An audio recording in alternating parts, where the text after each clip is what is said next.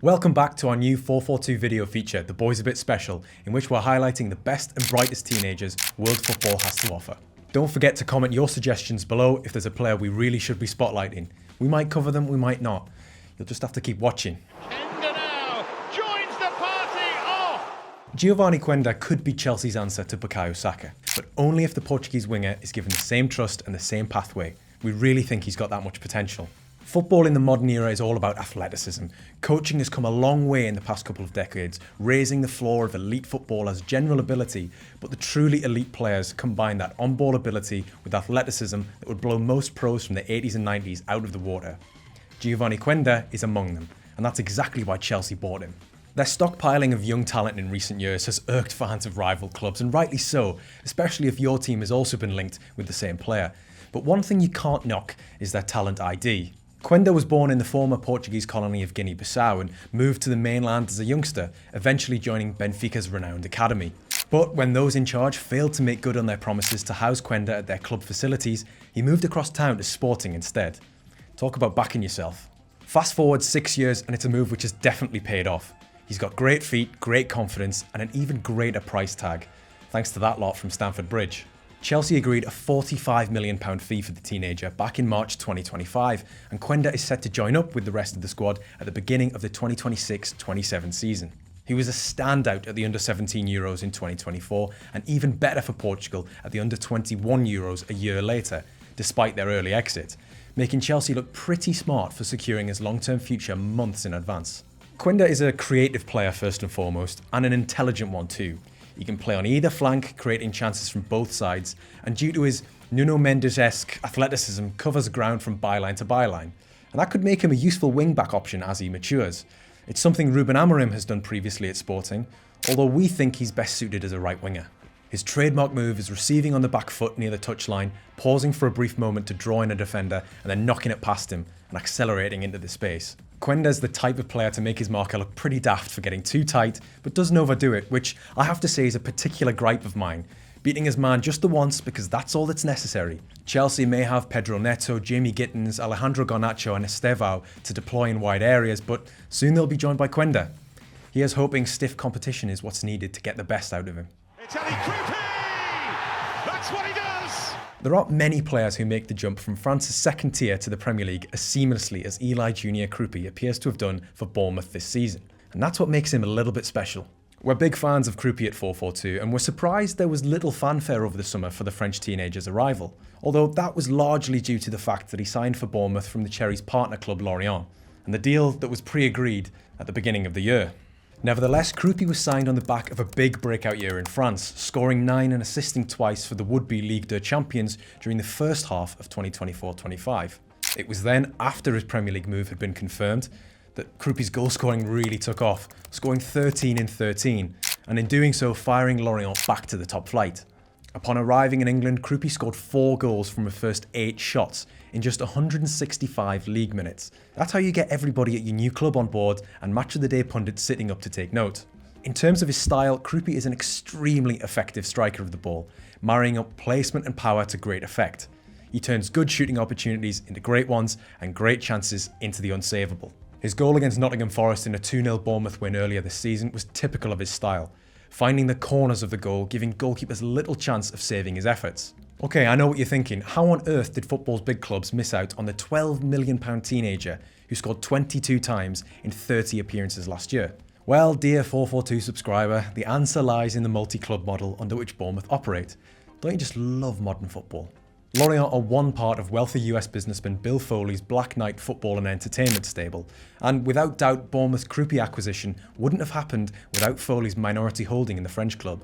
For a team who've made their mark on the Premier League throughout 2025, their latest revelation could prove to be their next big sale, because now Kroupi is at the spear tip of Foley's multi-club structure, Europe's major clubs know that the next step is signing for one of them. Space here for Uzun! There's something very Dimitar Berbatov about Eintracht Frankfurt's Yilmaz Uzun, and we couldn't get enough until he picked up an injury just as we'd finished planning this episode. The Turkey forward mixes nonchalance, brilliant feet and plenty of shots to create an attacking profile that would fly off the shelves if he was sold in a footballing department store. Uzun is an elegant player, shifting the ball from his left foot to his right and vice versa, often in the penalty area or close to it, and usually under intense pressure. Eintracht have a reputation for honing and developing forward players. They've sold Sebastian Haller, Luka Jovic, Randal Kolo Muani, Omar Marmoush and Hugo Ekitike all for big money in recent years. Uzun is probably going to be the next.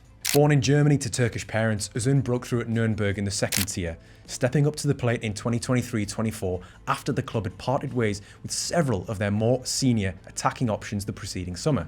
In his first and only full campaign for the club, Uzun notched 19 goals in 32 appearances across all comps. So, understandably, the Bundesliga's foremost striker factory came calling.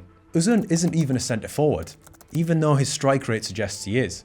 He plays slightly deeper, more as a supporting forward or number 10, and you might assume because of his goals output that the creative side of his game suffers, but that couldn't be further from the truth. In fact, Uzun thrives on having runners around him, loves threading through balls into space, and is a really effective link player to have between an opponent's defensive and midfield lines. Trying to find the right word for this proved difficult, but I think we've nailed it with this. He doesn't seem bothered under pressure, or by anything for that matter, and there's a real calmness and composure when he's on the ball, which translates directly to his finishing. He strokes the ball into the net almost like he's passing it beyond the goalkeeper. This season he beat last year's goal tally by September, doing so in 25 fewer matches. Outstanding, right? Nah, that's par for the course for a player who scored 27 times in 24 games for Nuremberg's under-17s and then hit 20 goals in 19 appearances with the under-19s. Mokio!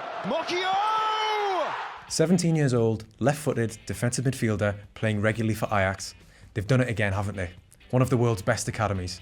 Well, not quite, not this time. Jorthy Mokio didn't come through the Amsterdamers' world-famous 𝗘𝗫𝗧𝗏𝗧 academy. The club's reputation for developing talent certainly played a part in Mokio signing for the club on a free last summer. Mokio is a full Belgian international already, and for good reason. He's versatile, first and foremost, playing at left-back, central midfield, defensive midfield, and centre-back. He's had 3 Ajax managers so far, Farioli, Heitinger and the unfortunately named Grimm, none of whom have had any qualms deploying him in a variety of positions, primarily because his style is that of a sweeper-upper. Mokio wins possession when games are stretched and puts his team back in control. If there's danger, he'll attempt to snuff it out, get a handle on things and drive with the ball at his feet. Critics will say his barrelling style needs polishing, and that's true, but come on, he's 17 and more than makes up for it with his ability to protect the ball. Just try and get it off him without being shrugged off, just as many defenders in the Eredivisie have found this season. Mokio's journey, albeit a brief one so far, saw him come through at Belgian club Ghent prior to the Ajax move. In February 2025, Mokio scored a first senior goal on his full debut in European competition, and then, a month later, made his debut for Belgium. Fast forward to present day, and Ajax is arguably the best finishing school in Europe for Mokio to be at right now. The club have pedigree when it comes to trusting in youth and providing opportunities that teams in more established or competitive leagues simply don't. And that's something Liverpool's Ryan Gravenberch can attest to. So if you were looking for a household name to compare Mokio to, look no further, because there are definitely similarities between his Amsterdam breakthrough and Mokio's currently. Remember to let us know in the comments what you think of 442's selections and which teenagers we need to be spotlighting in the near future. Thanks again for tuning in, but if this is your first time watching The Boys a Bit Special, we've got a few more episodes in the back catalogue and we'll be releasing plenty more in the weeks to come. So make sure you subscribe to get the lowdown on the future of football. Or if you like football analysis you can physically hold in your hands, have a look at maybe getting yourself or someone you know a 442 magazine subscription, in which there's more Boys a Bit Special every month. Bye for now.